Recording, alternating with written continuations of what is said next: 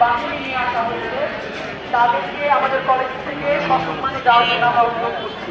তার কারণ এখানে যারা আছে তারা যদি হাজারো অন্যায় করে, তারা হচ্ছে শিক্ষার্থী। অর্থাৎ এখানে আমাদের যতটুকু অভিভাবকের সাথে এবং অভিভাবকদের তাদের সন্তানদের সাথে, আমরা মনে করি না যে এখানে আইন শৃঙ্খলা বা অন্য কারো কলেজে ছাত্র সংসদ নির্বাচন কবে হবে, কত তারিখের মধ্যে থাকা অনেক বেশি জরুরি, যেন আমরা প্রশ্ন করতে পারি, যেন আমরা আমাদের দাবিগুলো আদায় দিতে হবে। আমাদের যে উন্নয়নমূলক কাজের কথা আমরা বলেছি সেগুলো আমাদেরকে নিশ্চিত করতে হবে। সংগ্রামী বন্ধু, আপনাদের কাছে আহ্বান জানাচ্ছি আমাদের সাথে একত্রতা পোষণ করেন। বিশেষ করে নারী সীমিত না, আমরা আশা করবো নারী শিক্ষার্থীরা তাদের তাদের কথা বলবে।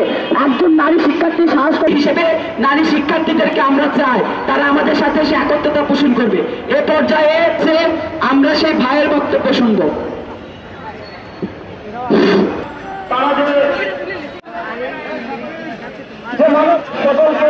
সকলকে জানাই ধন্যবাদ। ভঙ্গুর করতেছে ওই বাকশালী স্বৈর শাসকের আমল, এই আওয়ামী লীগ শাসনের আওয়ামী লীগ সরকারের অধিকার ফিরিয়ে দিতে হবে। বাংলাদেশের কোন রক্তের বন্যায়, এই রক্তের বন্যায় এই বেঁচে যাবে অন্যায়, এই প্রশ্ন সংগ্রাম, এই প্রশ্ন সংগ্রাম, এই ক্ষমতা না জনতা।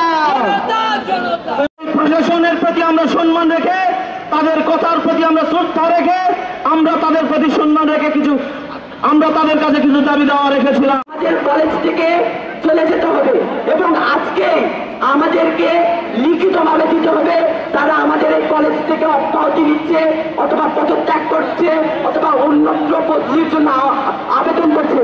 আমরা দেখেছি এর আগে আমার ছেলেকে আবার পুলিশে ধরাই দিছে।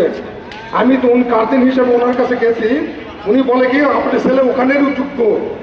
আমি একটা গার্জেন, আমি আমার ছেলের জন্য আমি গেছি। আমার ছেলে একটা সিগারেট খায় না, ডিগ্রি খাই না, কারোর সাথে হুজুরের জোরে কথা বলে না। সেই প্রিন্সিপাল বলে কি যে আমার ছেলে ওখানেই থাকবে।